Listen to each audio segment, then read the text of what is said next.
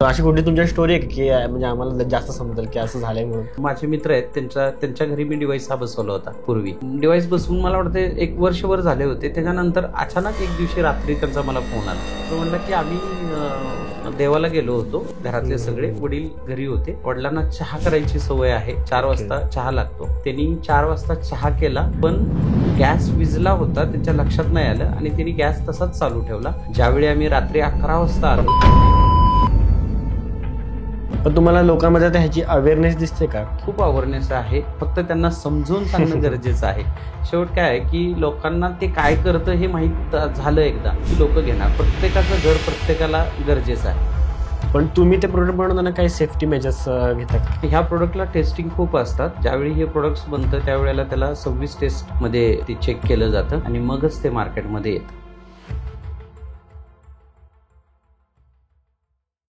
ते मराठी पॉडकास्टच्या आपल्या एका नव्या एपिसोडमध्ये आपले जे गेस्ट आहेत त्यांचं नाव आहे शशिकांत भंडारे आणि ते दास ग्रुपचे मॅनेजिंग डायरेक्टर आहेत आणि त्याचसोबत त्यांचे वेगवेगळे प्रोडक्ट्स आहेत जसे की सूर्या गॅस सेफ्टी डिव्हायसेस आणि सोबतच ते आता नवीन क्षेत्रामध्ये म्हणजे हेल्थ सेक्टरमध्ये पण प्रगती करत आहेत. तर ह्या पॉडकास्टमध्ये आपण त्यांची जर्नी जाणून घेऊया की कराड ते करोड हा सगळा प्रवास त्यांनी कसा केला हे आपल्याला ह्या पॉडकास्टमधून जाणून घ्यायचं आहे. म्हणून बघत राहा हा आपला एपिसोड. तर सर आजचा हा आपला टॉपिक आहे तो तुमची सगळी आपण जर्नी कव्हर करणार आहोत आणि मला तर तुम्ही आधी सांगितलंच की तुमची जर्नी किती इन्स्पिरेशनल आहे आणि तुम्ही तुमच्या रील्स मार्फत पण सांगत असता.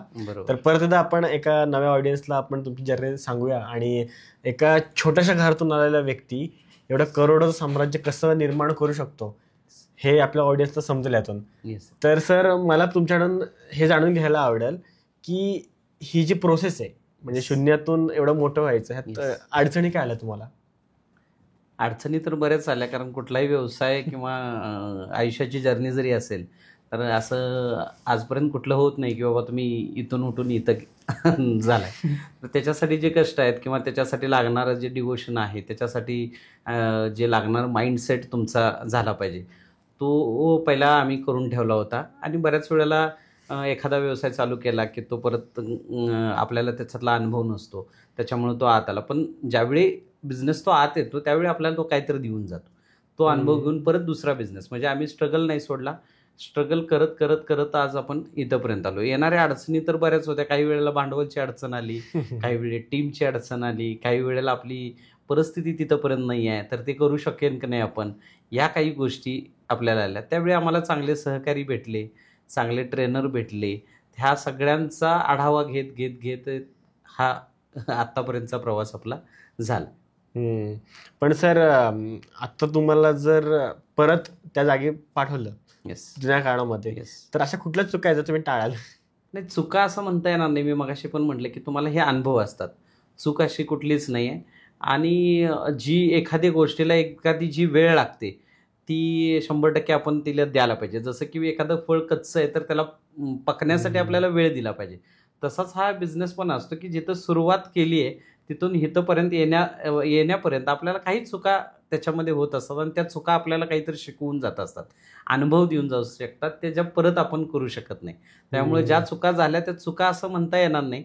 फक्त तिथं कधी तर आपलं फॅमिलीचं रिलेशन कमी झालं, मग आपल्याला वाटत होतं की बाबा फॅमिली सपोर्ट आपल्याला मिळाला पाहिजे होता, तर तो कधी मिळाला नाही. त्या चुका, ज्या चुका म्हणता येणारच नाहीत त्याला, अशा काही चुका बिझनेसमध्ये कराव्या लागतात मुद्दामनं, ज्या चुका तुम्हाला काहीतरी शिकवून देऊन जातील आणि ते अनुभव मोठे असतील तुमच्याकडे. नक्कीच हे चांगली गोष्ट आहे की चुकांना चुका म्हणूच नका. चुका म्हणू शकत नाही आपण, की कुठली चूक शिकवून जाते तुम्हाला काहीतरी आणि तो अनुभव तुम्हाला पुढच्या व्यवसायामध्ये उपयोगी पडतो. पण सर एक मी मध्ये एक इंटरव्ह्यू बघवता एका व्यक्तीचा, तर कुठेतरी फिल्म ऍक्टर होता तो म्हणत होता की यार मी एवढ्या वर्ष फिल्ममध्ये काम करतोय, खूप वर्ष काम करतोय, अजून मी ज्या लेवलला जायला पाहिजे ना त्या लेवलला नाही गेलोय. म्हणजे स्ट्रगल असतो, प्रत्येकाला स्ट्रगल असतो. म्हणजे काय म्हणतात, सोना तपता है तभी उसका मतलब स्ट्रक्चर आता है, पण कितना तपेगा वो. बरोबर. मग ते एक वाटतं म्हणाल ना, तुम्हाला असं वाटतं लिमिट किती आहे? अशी बरेच आपल्या ऑडियन्स मध्ये लोक असतील स्ट्रगल करतात. माझ्या आयुष्यामध्ये मला असं वाटत नाही की मी माझ्या योग्य वेळेला असं मला कधीच वाटत नाही की मी जिथं पोहोचायला पाहिजे होतं. कारण ज्या वेळेला मला जे पाहिजे होतं त्यापर्यंत त्या वेळेला योग्य वेळेला मी तिथं गेलोय. ना की बाबा लवकर, ना की उशीर. त्याच्यामुळं ठीक आहे, पण येणाऱ्या लोकांना आम्ही याच्यापेक्षा कमी वेळेमध्ये सक्सेस करू शकतो. आज Okay. माझ्या कंपनीमध्ये जवळजवळ 2,000 मुलं काम करत आहेत. त्या मुलांसाठी हे माझे अनुभव उपयोगी पडतील आणि ते जसं की आम्हाला आज, हे करिअर गाठायला एक 28 वर्ष गेले, पण त्यांना हे 8 वर्षात सुद्धा आपण पोचवू शकतो. पण तरी मग त्यांना असं वाटत असेल सर की जसं म्हटलं त्या व्यक्तीला वाटत होतं की अरे किती वेळ असून, म्हणजे त्यांना आता वाटेल लिमिट माझी क्रॉस होते, मग त्या लोकांना धीर कसा द्याल? स्ट्रगल संपून चालत नाही. तुमचं यशाचं एकच राज आहे, जोपर्यंत सक्सेस नाही तोपर्यंत आपल्याला तिथनं बाजूला हलता येणार नाही. तुम्ही ज्यावेळी मग किती तापलं किती थंड झालं याचा विचारच नाही करून चालणार. तुमचं ध्येय आहे की मला सक्सेस व्हायचं आहे, मग त्याच्यासाठी किती वेळ लागेल, कितीही प्रयत्न लागतील, मग ते वेळ येण्यापर्यंत आपल्याला ते करावं लागेल. म्हणजे घोड्यासारखं. तुम्ही आज जर ते सोडून टाकलं की बाबा चला नाही मला लईच त्रास होतोय आणि मी हे सोडतो, सोडल्यावर तुम्ही सक्सेस होणार आहे का? नाही. मग ते धरून ठेवलेलं चांगलं ना. खरी गोष्ट आहे. बरोबर. असंही सोडून काय भेटणार आहे? असंही सोडून काही भेटणार नाही आपल्याला, असंही सक्सेस नाही होणार आहे सोडल्यानंतर. मग धरून ठेवून अजून थोडे प्रयत्न करू, सक्सेस 100% होणार. मग जॉब मधून एखाद्या व्यक्तीने बिझनेस स्विच झालाय, Yes. तर त्याने परत जॉब मध्ये जावं का? नाही, एकदा तर जॉबमधनं स्विच होण्या अगोदर तुम्ही तुमचा बिझनेस, मी सांगितल्याप्रमाणे स्ट्रगल आहे 100% बिझनेसमध्ये, लगेच तुम्ही यशस्वी होत नाही. तर तुम्हाला जोपर्यंत तुम्हाला असं पूर्णपणे खात्री होत नाहीये की बाबा माझा आज जर इथं 10 रुपये इन्कम आहे आणि तिथं जोपर्यंत 20 रुपये तुम्हाला शोर शॉर्ट 20 रुपये मिळायला चालू होत नाहीत, तोपर्यंत तर तुम्ही जॉबकडनं दुर्लक्ष करू नये. आणि एकदा जर तुम्हाला तिथं 20 रुपये मिळत असतील तर तुम्ही त्यावेळी असा विचार केला पाहिजे की बाबा मी जॉब करत करत जर मी इथं 20 रुपये मिळवू शकत होतो, आज माझ्याकडे जॉब नाही तर इथं 20 चे 40 मी करू शकतो. बरोबर. आता सर आपण तुमच्या प्रोडक्टवर येऊया, म्हणजेच की तुम्ही जे गॅस सेफ्टी डिव्हाइसेस Yes. बनवता, तर मग ती तुम्हाला आयडिया कुठून आली की बाबा हाच प्रोडक्ट आपल्याला पुढे घेऊन जाऊ शकतो? तर सर हा प्रोडक्ट मी अगोदर पण बऱ्याच कंपन्यांमध्ये बघितला होता, बऱ्याच मल्टीलेवल मार्केटिंग कंपन्या, याचा सेल बऱ्याचसा झाला होता. पण ते ज्यावेळी मी प्रोडक्ट बघायचो त्यावेळी त्याचं जे सेलिंग असायचं ते कुठल्या तर दुसऱ्या, कारण प्रोडक्ट छोटं होतं, काम मोठं आहे त्या प्रोडक्टचं, पण प्रोडक्ट दिसायला छोटं असल्यामुळे लोकांना याची प्राइसिंगवर शंका असायची, हे काम करतंय का नाही याच्यावर शंका असायची. पण ज्या मल्टीलेवल कंपन्यांनी हे प्रोडक्ट विकलं, सेल केलं, त्यावेळी त्यांनी त्याच्या पाठीमागं काय तर आमिष दाखवून विकलं गेलं. पण मला ज्यावेळी वाटलं की हे प्रोडक्ट साला आमिष दाखवून विकण्याचं नाहीच आहे, हे प्रोडक्ट इतके गरजेचं आहे, फक्त त्या कस्टमरला समोर जाऊन दाखवणं गरजेचं आहे की बाबा हे खरोखर इतकं चांगलं काम करतं. आणि मला ते प्रोडक्ट आवडलं की बाबा आज जर एवढे हादसे आपल्या भारतामध्ये होत आहेत, जीवितहानी होते, तर हे एक छोटंसं प्रोडक्ट जे हे सगळं टाळू शकतं आपल्या घरातलं, तर हे खूप महत्त्वाचं प्रोडक्ट आहे आणि याला आपण पुढे घेऊन जाऊ शकतो 100%. तुमचं प्रोडक्ट नक्की काय आहे तुम्ही थोडं सांगू शकता? आपलं जे प्रोडक्ट आहे ते आता सूर्या दास ग्रुपचं सूर्या गॅस सेफ्टी डिव्हाइस म्हणून आहे. जो सूर्या गॅस सेफ्टी डिव्हाइस आहे तो घरामध्ये तुमच्या सिलेंडरवरती फिट होतो, त्याच्यावरती तुमचा रेग्युलेटर आणि पाईप फिट होते. तर आता ज्यावेळी तुमचा रेग्युलेटर खराब होईल किंवा पाईप खराब होईल किंवा शेगडी खराब होईल, अशा वेळेला हे मोठे हादसे होतात किंवा आजच्या दुर्घटना तुम्ही बघताय, भयानक दुर्घटना आहेत की तुम्हाला सांगितलं पण जाते की जर एक सिलेंडर जर फुटलं तर खूप लांबपर्यंत त्याचा आवाज, त्याचा दहेक जाऊ शकते. तर हे एक बॉम्ब आहे आपल्या घरामध्ये ठेवलेला, तर याची सिक्युरिटी करणं आपल्याला गरजेचं आहे आणि ते काम आमचं डिव्हाइस करतं. आज आपला डिव्हाइस ज्यावेळी तुम्ही सिलेंडरला बसवाल त्यावेळी तुम्ही बिंदास राहू शकता, कारण कुठल्याही प्रकारचं लिकेज झालं तर 1 सेकंदाच्या आत तो डिव्हाइस आपला गॅस बंद करेल. मस्त. अशी कुठली तुमच्या स्टोरी आहे की म्हणजे आम्हाला जास्त समजेल की असं झालंय म्हणून? अशा बऱ्याचशा स्टोरी आहेत. एक माझे मित्र आहेत, त्यांच्या घरी मी डिव्हाइस हा बसवला होता पूर्वी. डिव्हाइस बसवून मला वाटते 1 वर्षभर झाले होते. त्याच्यानंतर अचानक एक दिवशी रात्री त्यांचा मला फोन आला की थँक्स म्हणण्यासाठी. मी विचार केला की अरे तू आता थँक्स म्हणतोयस, मी काहीच केलं नाही. अरे तू 1 वर्षापूर्वी जो डिव्हाइस दिलास त्याच्याबद्दल थँक्स. अरे म्हटलं प्रोडक्ट दिलं मी तुला 1 वर्षापूर्वी, तू आत्ता का थँक्स म्हणतोयस? कारण म्हटलं आज जे घर माझं वाचले तर तुझ्या डिव्हाइसमुळं. हे कसं काय म्हटलं? तर म्हटलं की आम्ही देवाला गेलो होतो, घरातले सगळे वडील घरी होते.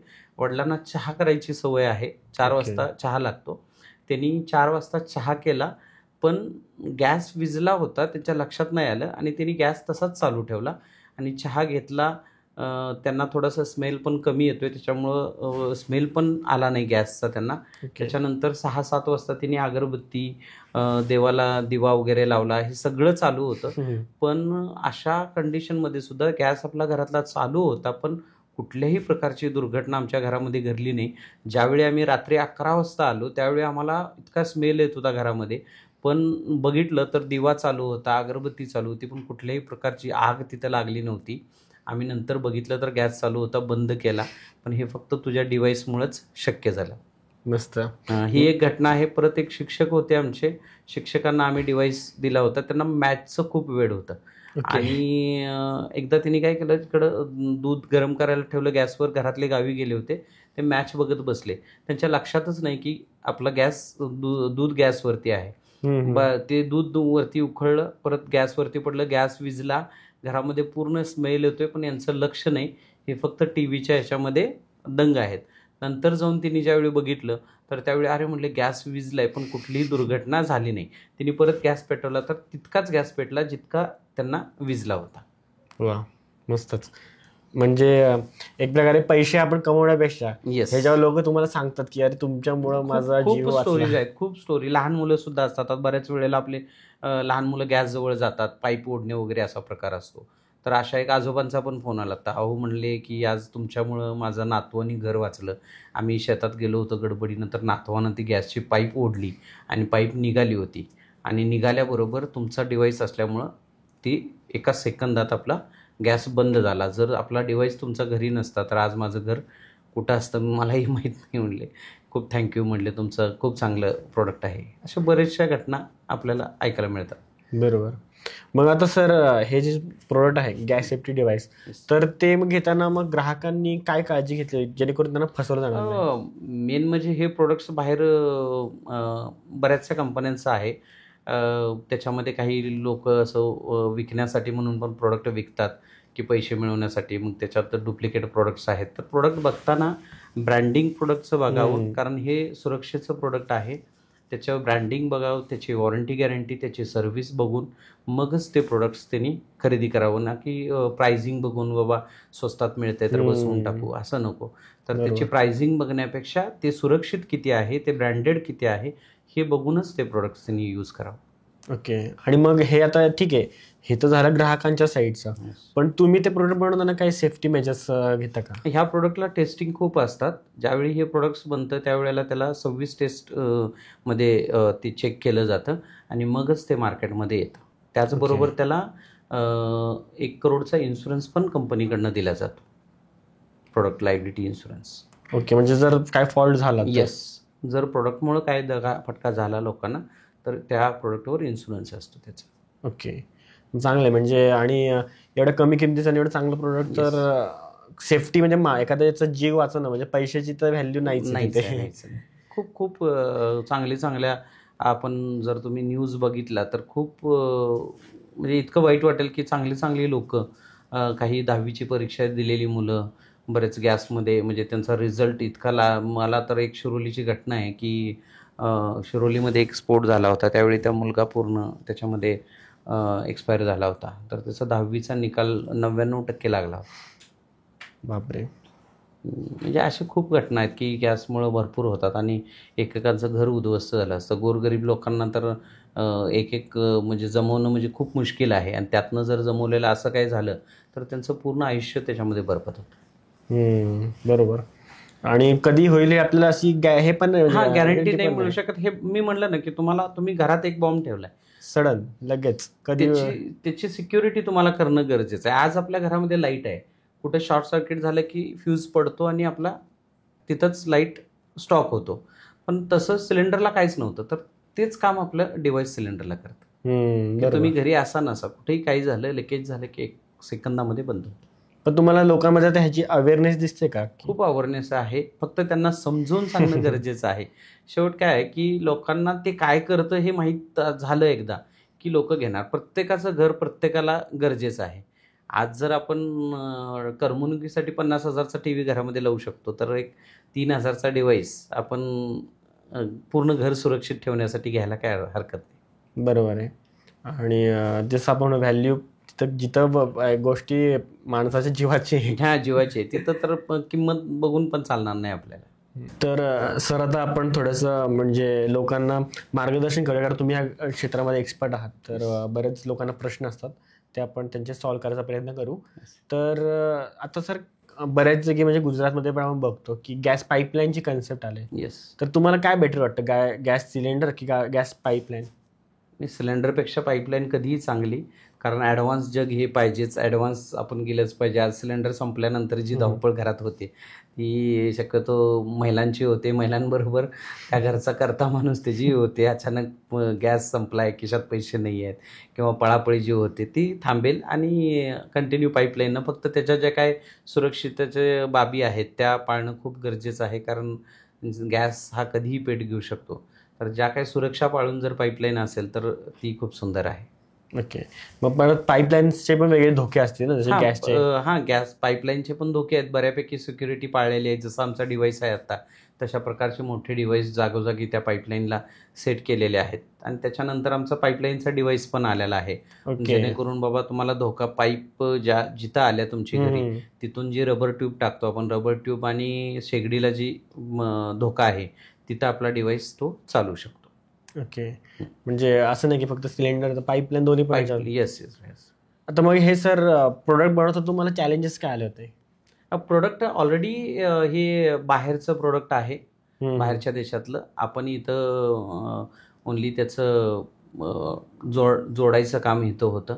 त्याचे गेजेस वगैरे ते बाहेरूनच येतात. ही बाहेरचं इन्व्हेन्शन आहे, त्यामुळे इथं जास्त चॅलेंजेस असे काय नाहीत. फक्त त्याच्यामध्ये वापरणारं मटेरियल हे चांगल्या क्वालिटीचं वापरून, गेजेस चांगले वापरून त्याची सुरक्षितता व्यवस्थित चेक करून देणं गरजेचं आहे. ते चॅलेंजेस होते ते आम्ही कव्हर केलेले आहेत. कारण आमचं मला वाटतं आजपर्यंत आम्ही एवढं 1.5-2 लाख प्रोडक्ट सेल केले, पण त्याच्यामध्ये क्वचित असे एक दुसरा प्रोडक्ट कधी तर रिप्लेस येतो आम्हाला. ओके. म्हणजे जवळपास 100% रेशो आहे. Yes sir, yes. आणि अजून बरेच जणांना असं वाटतं की उन्हात गॅस ठेवला ना का तो फुटण्याची शक्यता असते. नाही, उन्हात कधीही गॅसला जोपर्यंत आग लागणार नाही तोपर्यंत तो कधीच घातक नाही. त्याच्यामुळं असा कुठला गैरसमज करून घेण्याची गरज नाही. हां, टेम्परेचर जास्त असेल आणि तिथं कुठं तर आग कनेक्ट होत असेल तर तुमचा गॅस पेटू शकतो. म्हणजे ते आगीपासून त्याला नेहमी लांबच ठेवलं पाहिजे. येस. आणि मग आपले जे काही घरांचं आम्ही आता खेड्यागावातनी वगैरे जाऊन बघतो की बाबा डेमोसाठी आम्ही जातो, त्यावेळेला बऱ्याच ठिकाणी गॅस, शेगडी आणि चूल जवळजवळ एकाच ठिकाणी असते. चुलीच्या साईडला गॅस काही ठिकाणी आम्ही बऱ्याच वेळा बघितला. त्या लोकांना आम्ही सांगितलं, पण आम्ही त्याच्याबरोबर याचा अवेअरनेस पण करतो की गॅस कसा वापरावा. फक्त प्रोडक्टच सेल नाही करता, आम्ही त्या घरी गेल्यानंतर प्रोडक्टच्या डेमोच्या अगोदर गॅस कसा वापरायचा, कुठं ठेवायचा, काय काळजी घेतली पाहिजे, याचं एक अभियान पण आम्ही राबवतो. आणि या अभियानाच्या माध्यमातून आत्तापर्यंत आम्ही जवळजवळ 1 करोड लोकांपर्यंत हे अभियान पोच केले. ओके, मस्त. जेवढं लोकांना अवेअरनेस होईल आणि मग ते गॅसबद्दलची माहिती. काही लोकांनी आम्ही सांगितल्याबरोबर चुलीपासून सिलेंडर लांब ठेवलं. काही लोकांनी त्याची काळजी, उभे आडवे ठेवायचे सिलेंडर ते नाही ठेवले. शेगडी कशी वापरायची, धुवायची, निरम्या किंवा साबणाच्या पाण्यानं शेगडी धुवायची नाही, तिथं गंज चढून तुमचे बटन्स वगैरे खराब होतात. ही अशा बऱ्याचशा गोष्टी आम्ही या अभियानातनं लोकांना शिकवायचं काम करतो. ओके. आणि आपण जेव्हा बघतो सर की जेव्हा आपल्या घरी गॅस येतो किंवा तिकडे जेव्हा तो त्यांच्या कंपनीमध्ये असतो तर ते खूप आपटे होते, म्हणजे लोक कसे पण आपटतात. नाही, ते सिलेंडर त्या पद्धतीचं बनवलेलं आहे की जेणेकरून ते पडलं, आपटलं, काहीही झालं, नुसताच जर गॅस बाहेर आला तर तुम्हाला कुठला धोका नाही, पण फक्त त्याला आग लागल्यानंतरच खरा धोका तिथं स्टार्ट होतो. म्हणजे त्याचा काही इफेक्ट नाही की इफेक्ट नाही. आपटला तरी पण ते काय त्याच्या पद्धतीनं ते बनवलेलं आहे की त्यांना पण माहिती आहे की बाबा इतकी जड वस्तू आहे तर 100% कुठं पडणार, कुठं तर हे होणार, ते तेवढ्या पद्धतीनं ते बनवलेले आहेत. बरोबर. मग आता आपल्या घरामध्ये गॅस गळती होते, हे ओळखायचं कसं? स्मेल शिवाय काय नाही, त्याच्यामध्ये स्मेलसाठी केमिकल टाकलेलं आहे. ॲक्च्युली गॅस हा असा आहे की त्याला कुठल्याही प्रकारचा वास नाही, पण त्याच्यामध्ये केमिकल मिक्स करून तुम्हाला ते स्मेलसाठी तिने तयार केले की तुम्हाला फक्त लिकेज झाल्यानंतर स्मेलवरच ओळखतं की कुठं लिकेज झालं आहे. ओके. त्याच्याशिवाय दुसरा कुठलाच पर्याय नाही. आणि मग हे थांबवण्यासाठी उपाय काय करू शकतो आपण?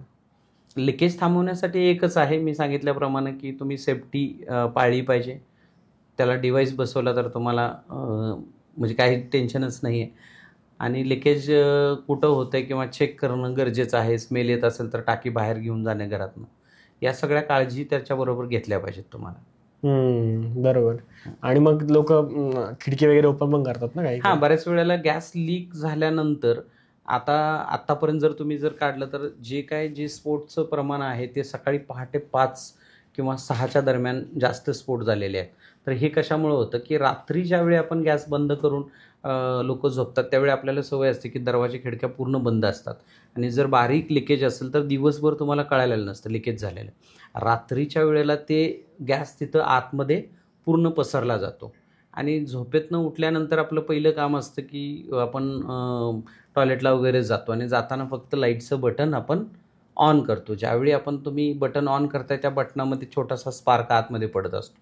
तुम्हाला बघितलं असेल तर तुम्हाला लक्षात येईल आणि त्या स्पार्कनं हा गॅस पेटतो आणि तो तिथं धोका होतो. तो स्फोट तिथं तयार होतो. तर लोकांनी असं स्मेल आलाच कधी तर सगळ्यात पहिला दरवाजा खिडक्या उघडाव्यात. कुठलाही फॅन बिन लावायचं नाही. बऱ्याच वेळेला लोकं गडबडीत गॅस बाहेर जावावं म्हणून फॅन लावायचं काम करतात. फॅन लावताना सुद्धा ज्यावेळी बटन तुम्ही प्रेस करणार आहे तिथं स्पार्क पडला तर त्या स्पार्कनं सुद्धा गॅस पेट घेणार आहे. तर सगळ्यात पहिला गॅस तुम्हाला घरातला जो गॅस पसरला आहे तो पूर्णपणे हवेत बाहेर घालवावा लागेल आणि मगच तुम्हाला इलेक्ट्रिक कुठलं उपकरण वापरायचं आहे किंवा जाळाचं कुठलं काम करायचं आहे तर करू शकतो. ओके. म्हणजे लगेच तर काय होत नाही. गॅस लीक जरी झाला तर लगेच स्फोट होणार नाही. जोपर्यंत त्याला आग तुम्ही देणार नाही तोपर्यंत तो स्फोट होत नाही. ओके.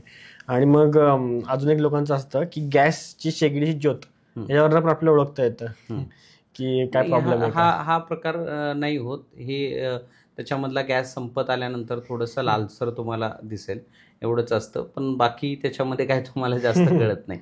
हे सगळे लोकांचे बांधलेले अंदाज असतात. हा, की पिवळी आहे म्हणजे असं होतंय, निळी आहे म्हणजे तसं होतंय. नाही, हे काय फक्त लोकांनी बांधलेले अंदाज असतात. ज्यावेळी गॅस संपणार आहे त्यावेळी थोडासा कलर त्या फ्लेमचा चेंज होतो फक्त, बस बाकी काही. मग सर, तर हा जो गॅसच्या सेफ्टी डिव्हाइसेसचा तुम्ही बिझनेस केला, येस. तर मग अजून अनेक जण हे बिझनेस करू इच्छित आहेत. मग त्यांना तुम्ही काय सल्ला द्याल की हाच बिझनेस करावा का अजून वेगवेगळ्या गोष्टी ट्राय करावा? नाही, बिझनेस तर हा करू शकतात पण याला जी टीम लागते, ऑलरेडी आम्ही इतका सपोर्ट करतो की ज्याला बिझनेस इच्छुक आहेत त्याला आम्ही आमचा बिझनेस शिकवतो, त्याला भांडवलची मदत करतो. पण तरीसुद्धा त्याला बाहेरून जर करायचं असेल तर करू शकतो. पण त्याची ती काळजी घेतली पाहिजे, त्याची टीम त्या पद्धतीनं त्यानं बनवली पाहिजे. आणि याच्यामध्ये पण कॉम्पिटिशन भरपूर आहे. त्या कॉम्पिटिशनला आपल्याला टिकता आलं पाहिजे. ह्या सगळी गोष्ट आहे. माझं तर मत असं आहे की आपण एखादा बिझनेस मोठा होतोय तर तोच न करता त्याला आवर्जून दुसरा एखादा बिझनेस करणं खूप गरजेचं आहे. ओके. प्रत्येक कसं असतं आता आपण बघतो इथनं चहाचं एखादी टपरी टाकली एखाद्यानं, त्याची खूप चांगली चालली तर तो साईडला जाऊन चहाचीच टपरी दुसरा टाकायचा. त्याचाच मित्र असतो, चहाची टपरी टाकायचा प्रयत्न करतो. पण त्याच्यापेक्षा मी म्हणतोय की यानं जर चहाची टपरी टाकल्या, चहा चांगला आहे तर तू तिथं दूध विक ना साईडला. बरोबर आहे ना. ज्याला चहा प्यायचा नाही तो येऊन दूध पिल ना तुझ्याकडं. तुझा मैत्री पण राहील आणि तुझा व्यवसाय पण चांगला. म्हणजे साईड बिझनेस चालू करा. तो सेम बिझनेस चालू करून तुम्ही त्याला कॉम्पिटिटर बनण्यापेक्षा आपलं स्वतःचं काहीतरी निर्माण करणं खूप गरजेचं असतं. ते लोकांना काय वाटतं की त्याने केलंय, तो लगेच श्रीमंत झालाय. त्याचं आपल्याला मिळेल. पण नाही, तिथं डिवाइड होतो ना. तो श्रीमंत होतो ना तुम्ही श्रीमंत होताय. डिवाइड होतो आणि ते बिझनेसच राहत नाही तिथं. त्याच्यामुळं कधी आपण जर असं काय करायचं असेल तर साईड बिझनेस चालू करा. म्हणजे त्याला अनुसरून बाबा आज हे इथं चालतंय तर याच्याबरोबर आणि काय चालेल ते तिथं तुम्ही उत्पन्न केलं पाहिजे. तर आपले बिझनेस टिकतील आणि आपले एकमेकांना रिलेशन चांगले राहतील. आणि मग आता जे तुम्ही गोष्ट बोललात की आम्ही आमच्याच एम्प्लॉईजला बिझनेस करायला प्रोत्साहित करतो किंवा हे करतो. मग हे आज आमच्याकडे जे 1,500-2,000 जे एम्प्लॉई आहेत ते एम्प्लॉई म्हणताच येणार नाही. आम्ही त्यांना व्यावसायिकच बनवलंय. ॲक्च्युली त्यांचं सेपरेट बिझनेस स्टार्ट करून त्याला भांडवलची मदत करून त्यांना ड्रेस कोड मदत करून त्याच्या ट्रेनिंग लागणारी मदत करून हे सगळं आपण त्यांना व्यवसाय करायलाच शिकवतो. म्हणजे त्यांच्या पण एक वाटत नाही ना की बाबा आपण जॉब करतोय म्हणून. नाही, त्यांना कधी आम्ही जाणवत नाही की बाबा तुम्ही जॉब करताय म्हणून. कारण का त्यांना जे ट्रेनिंग मिळतं ते पूर्ण व्यावसायिकचं ट्रेनिंग. आज आमच्या इथून जरी सोडून ते बाहेर गेले तर एखादा चांगला व्यवसाय ते 100% उभा करू शकतात. बरोबर. मग आता एवढं सर तुम्ही एवढ्या वर्ष बिझनेस करताय आणि एवढी मोठी कंपनी उभारली, तुम्ही कराडमधून सगळ्या तुमची सुरुवात झाली. Yes yes. मग आता तुम्हाला असं वाटतं की मी खूप पुढं गेलोय? नाही, पुढं तर गेलोय. बिझनेसमध्ये पुढं जाणं हे कामच आहे आपल्याला, की आपण ज्या जागेवर आहे त्याच जागी थांबलं तर आपलं काहीच प्रगती नाही हे कळतं. आपण पुढं गेलो याचा अर्थ आपण प्रगती. पण आम्ही पुढं जाताना आम्ही बऱ्याच लोकांना संग घेऊन गेले, याचा एक आनंद वेगळा आहे. हा, पण तो अहंकार येतो ना लोकांमध्ये. नाही, अहंकार कधीही आजपर्यंत आम्ही बाळगला नाही आणि गरज पण नसते अहंकार बाळगायची. आपल्याकडे इतकी मोठी उदाहरणं आजपर्यंत गेलेत की अहंकार आला की तुम्ही संपणार. त्याच्यापेक्षा अहंकार येण्यापेक्षा आपल्याबरोबर आणि काही लोक या सिस्टममध्ये चांगली मोठी होतील, तयार होतील, हे बघणं गरजेचं आहे. इगो जो म्हणतात माणसाला, की पैसा आला की इगो येतो, पण असं सगळ्यांच्या बाबतीत नाही घडत. काही लोक त्याला अपवाद पण असू शकतात. हो, बरोबर आहे. आणि जे कष्टानं कमवलंय त्याच्यावर अहंकार जास्त करण्याची गरज नाही मला वाटते. आणि शेवट काय आहे, कुठलीही गोष्ट फिक्स नाही आहे. आज हित आहे, उद्या खाली असू शकतो, परत परवा दिवशी याच्यावरती असू शकतो.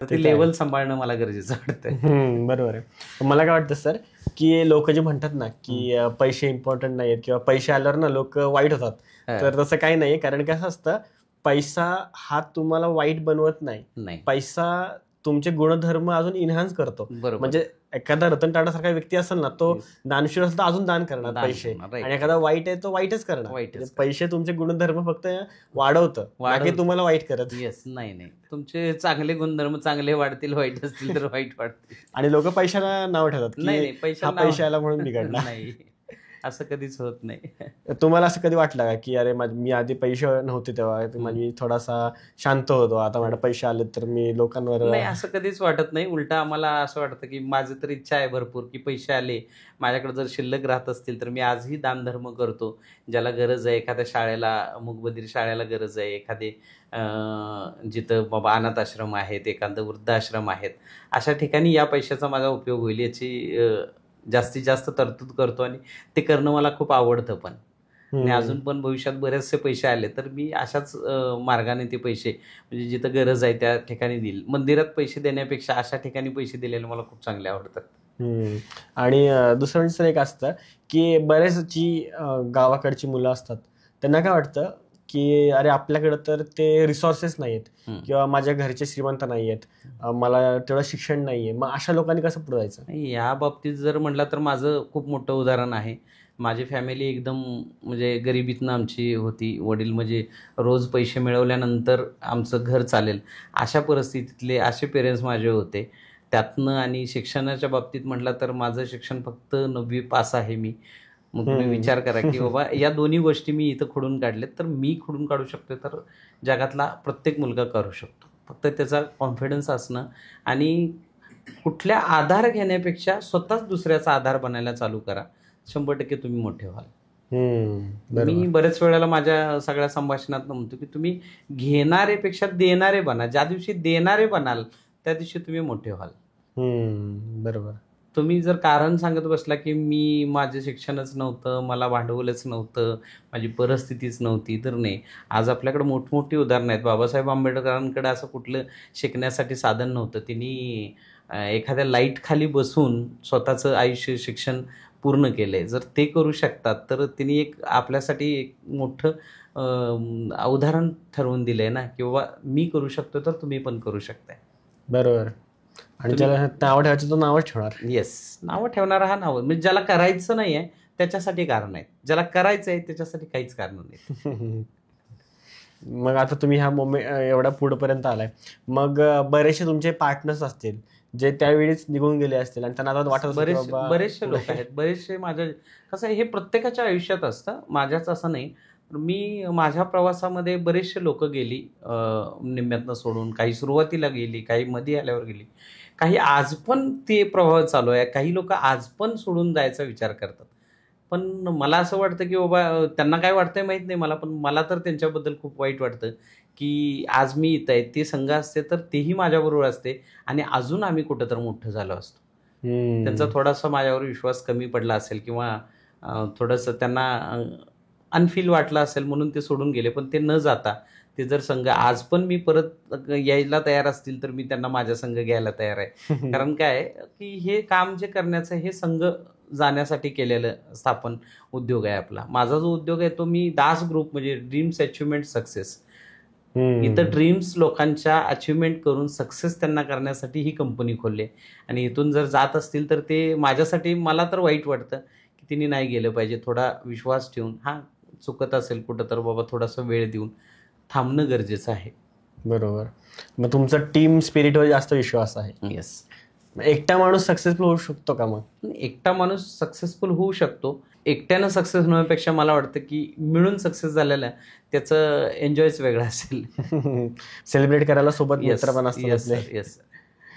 आणि मग सर, हे जे आता लोकांनी मग जे सोडून जातात ते तुम्हाला असं कधी झालं असेल ना की अरे आता मग आपल्या विरोधात गेले तर आपल्याबद्दल वाईट बोलतात की अरे ह्याची मी कंपनी अशी. माझ्या कुठल्याही संभाषणामध्ये मला असं वाटत नाही की मी ते त्यांच्या हिशोबानं गेले, त्यांची काहीतरी अडचण असेल म्हणून गेले, काहीतरी प्रॉब्लेम्स असतील किंवा अजून परमेश्वरांना त्यांना अजून थोडंसं लेट सक्सेस करायचं असेल, असं असेल म्हणून गेले असतील. पण मी त्याच्याबद्दल मला कधी वाईट म्हणजे त्या भावनानं, वाईट भावनानं किंवा त्यांचं काही वाईट व्हावं असं कधी माझ्या मनात आलं नाही आणि येणार पण नाही कधी. आज पण त्या लोकांनी मला फोन केला तर मी त्याच ट्युनिंगमध्ये त्यांच्याशी बोलतो.